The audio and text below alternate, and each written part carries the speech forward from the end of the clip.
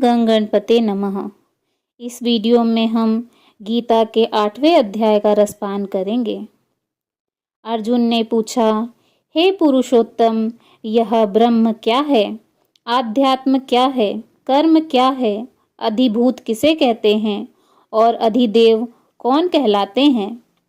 हे मधुसूदन, यहाँ अधियज्ञ कौन है और वह इस शरीर में किस प्रकार स्थित रहता है और शरीर के अंत समय में आत्म संयमी मनुष्यों द्वारा आपको किस प्रकार जाना जाता है?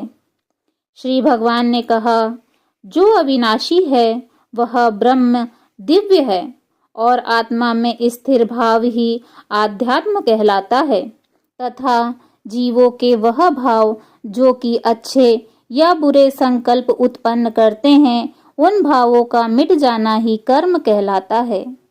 हे शरीरधारियों में श्रेष्ठ अर्जुन, मेरी अपरा प्रकृति जो कि निरंतर परिवर्तनशील है, अधिभूत कहलाती है तथा मेरा वह विराट रूप जिसमें सूर्य, चंद्रमा आदि सभी देवता स्थित हैं, वह अधिदेव कहलाता है और मैं ही प्रत्येक शरीरधारी के हृदय में अंतर्यामी रूप स्थित अधियज्ञ अर्थात यज्ञ का भोक्ता हूँ।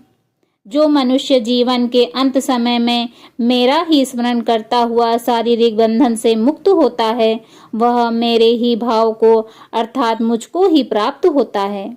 इसमें कुछ भी संदेह नहीं है। हे कुंती पुत्र, मनुष्य अंत समय में जिस जिस भाव का स्मरण करता हुआ शरीर का त्याग करता है, वह उसी भाव को ही प्राप्त होता है। इसलिए हे अर्जुन, तू हर समय मेरा ही स्मरण कर और युद्ध भी कर। मन बुद्धि से मेरे शरणागत होकर तू निश्चित रूप से मुझको ही प्राप्त होगा। हे कुंती पुत्र, जो मनुष्य बिना विचलित हुए अपनी चेतना से योग में स्थित होने का अभ्यास करता है, वह निरंतर चिंतन करता हुआ उस दिव्य परमात्मा को ही प्राप्त होता है। मनुष्य को उस परमात्मा के स्वरूप का स्मरण करना चाहिए जो कि सभी को जानने वाला है, पुरातन है, जगत का नियंता है, सूक्ष्म में भी अति सूक्ष्म है, सभी का पालन करता है, अकल्पनीय स्वरूप है, सूर्य के समान प्रकाशमान है और अंधकार से परे स्थित है। जो मनुष्य मृत्यु के समय अचल मन से भक्ति में लगा हुआ योग शक्ति के द्वारा प्राणों को दोनों भवों के मध्य में पूर्ण रूप से स्थापित कर लेता है, वह निश्चित रूप से परमात्मा के उस परम धाम को ही प्राप्त होता है। वेदों के ज्ञाता जिसे अविनाशी कहते हैं तथा बड़े बड़े मुनि सन्यासी जिसमें प्रवेश पाते हैं, उस परम पद को पाने की इच्छा से जो मनुष्य ब्रह्मचर्य व्रत का पालन करते हैं, उस विधि को तुझे संक्षेप में बतलाता हूँ। शरीर के सभी द्वारों को वश में करके तथा मन को हृदय में स्थापित करके प्राण वायु को सिर में रोक करके योग धारणा में स्थित हुआ जाता है।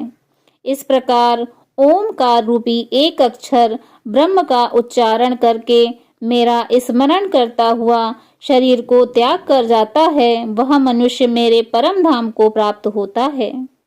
हे अर्जुन, जो मनुष्य मेरे अतिरिक्त अन्य किसी का मन से चिंतन नहीं करता है और सदैव नियमित रूप से मेरा ही स्मरण करता है, उस नियमित रूप से मेरी भक्ति में स्थित भक्त के लिए मैं सरलता से ही प्राप्त हो जाता हूँ। मुझे प्राप्त करके उस मनुष्य का इस दुख रूपी अस्तित्व रहित क्षण भंगुर संसार में पुनर्जन्म कभी नहीं होता है, बल्कि वह महात्मा परम सिद्धि को प्राप्त करके मेरे परम धाम को प्राप्त होता है। हे अर्जुन, इस ब्रह्मांड में निम्न लोक से ब्रह्मलोक तक के सभी लोकों में सभी जीव जन्म मृत्यु को प्राप्त होते रहते हैं, किंतु हे कुंती पुत्र अर्जुन, मुझे प्राप्त करके मनुष्य का पुनर्जन्म कभी नहीं होता है।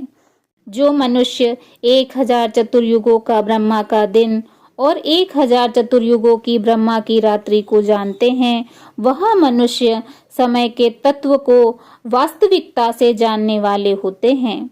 ब्रह्मा के दिन की शुरुआत में सभी जीव उस अव्यक्त से प्रकट होते हैं और रात्रि की शुरुआत में पुनः अव्यक्त में ही लीन हो जाते हैं। उस अव्यक्त को ही ब्रह्म के नाम से जाना जाता है। हे कुंती पुत्र, वही यह समस्त जीवों का समूह बार बार उत्पन्न और विलीन होता रहता है। ब्रह्मा की रात्रि के आने पर विलीन हो जाता है और दिन के आने पर स्वतः ही प्रकट हो जाता है। लेकिन उस अव्यक्त ब्रह्म के अतिरिक्त शाश्वत परम अव्यक्त पर ब्रह्म है। वह पर ब्रह्म सभी जीवों के नाश होने पर भी कभी नष्ट नहीं होता है, जिसे वेदों में अव्यक्त अविनाशी के नाम से कहा गया है। उसी को परम गति कहा जाता है, जिसको प्राप्त करके मनुष्य कभी वापस नहीं आता। वही मेरा परम धाम है। हे कुंती पुत्र, वह ब्रह्म जो परम श्रेष्ठ है, जिसे अनन्य भक्ति के द्वारा ही प्राप्त किया जा सकता है, जिसके अंदर सभी जीव स्थित हैं और जिसके कारण सारा जगत दिखाई देता है। हे भरत श्रेष्ठ, जिस समय में शरीर को त्याग कर जाने वाले योगियों का पुनर्जन्म नहीं होता है और जिस समय में शरीर त्यागने पर पुनर्जन्म होता है, उस समय के बारे में बतलाता हूँ। जिस समय ज्योतिर्मय अग्नि जल रही हो, दिन का पूर्ण सूर्य प्रकाश हो, शुक्ल पक्ष का चंद्रमा बढ़ रहा हो और जब सूर्य उत्तर दिशा में स्थित रहता है, उन 6 महीनों के समय शरीर का त्याग करने वाले ब्रह्मज्ञानी मनुष्य ब्रह्म को प्राप्त होते हैं। और जिस समय अग्नि से धुआं फैल रहा हो, रात्रि का अंधकार हो, कृष्ण पक्ष का चंद्रमा घट रहा हो और जब सूर्य दक्षिण दिशा में स्थित रहता है, उन 6 महीनों के समय शरीर का त्याग करने वाला स्वर्ग लोक को प्राप्त होकर अपने शुभ कर्मों का फल भोगकर पुनर्जन्म को प्राप्त होता है। वेदों के अनुसार इस मृत्यु लोक से जाने के 2 ही शाश्वत मार्ग हैं, एक प्रकाश का मार्ग और दूसरा अंधकार का मार्ग।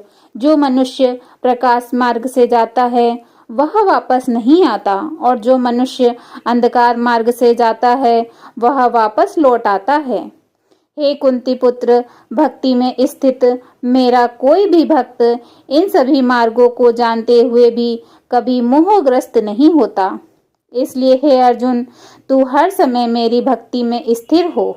योग में स्थित मनुष्य वेदों के अध्ययन से, यज्ञ से, तप से और दान से प्राप्त सभी पुण्य फलों को भोगता हुआ अंत में निश्चित रूप से तत्व से जानकर मेरे परम धाम को ही प्राप्त होता है, जो कि मेरा मूल निवास स्थान है। ओम तत्सदिति। श्रीमद् भगवत गीता सुपनिषत्सु ब्रह्म विद्याया योग शास्त्रे श्री कृष्ण अर्जुन संवादे अक्षर ब्रह्म योगो नाम 8वां अध्याय।